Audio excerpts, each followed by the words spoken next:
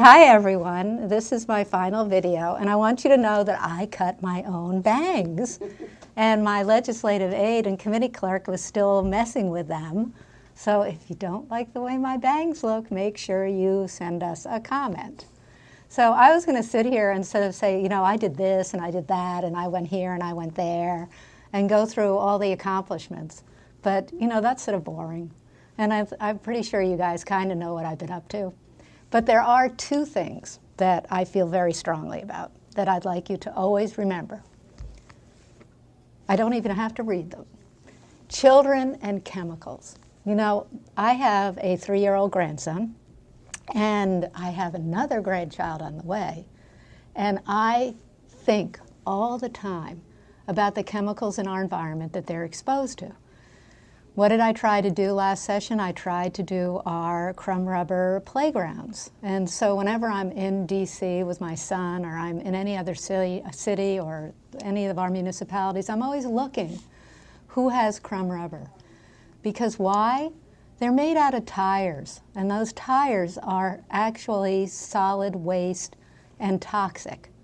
It's just when they crumble them up, they suddenly go through this miraculous change and you can actually use them for children.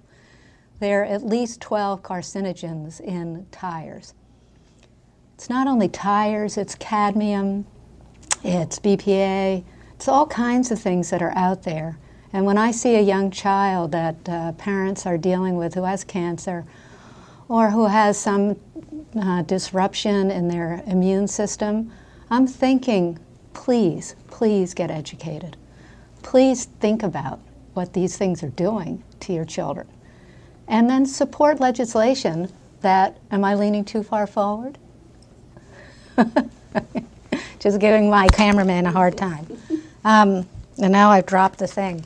Does that make a difference? Oh! So, where was I? Get educated. Make sure you know what your children are being exposed to, because it can make a huge difference in the way they develop and in the way that they're able to perform in school, to be athletes, to just be happy. So that would be one message. And the second message is the one you have heard from me so many times that you're probably like, well, Diana, we can actually do this one without you even talking. And that would be the link between animal cruelty and future violent behavior. And I think I've said this to you all before, that if we had paid attention to the 80% of kids who started with animal cruelty and then took it on to be school shooters, we might have saved children's lives. So I'm not saying that animal cruelty is the answer to our school shooters, but I'm certainly saying that it's part of the answer.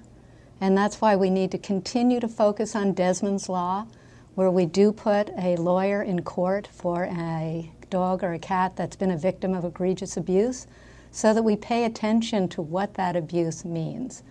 And we even took that one step further in the state of Connecticut, and that's where we cross-report animal cruelty and child abuse, with the Department of Children and Families talking to the Department of Agriculture. So you have two departments, two agencies that actually talk to each other, which is an incredible achievement in and of itself. But we've been able to save children because of that ability to cross-report.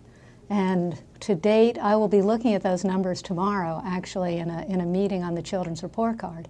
But the numbers have been really great as to how we've been able to catch these. So that's another area. And so I ask you again, on those areas, pay attention, get educated. And now I'm going to look to see if there's one other thing I need to say. Oh yeah, I will be trying to get Desmond's Law in New York, Maine, Massachusetts, Rhode Island, and California. And hopefully all the other states. How many states are there?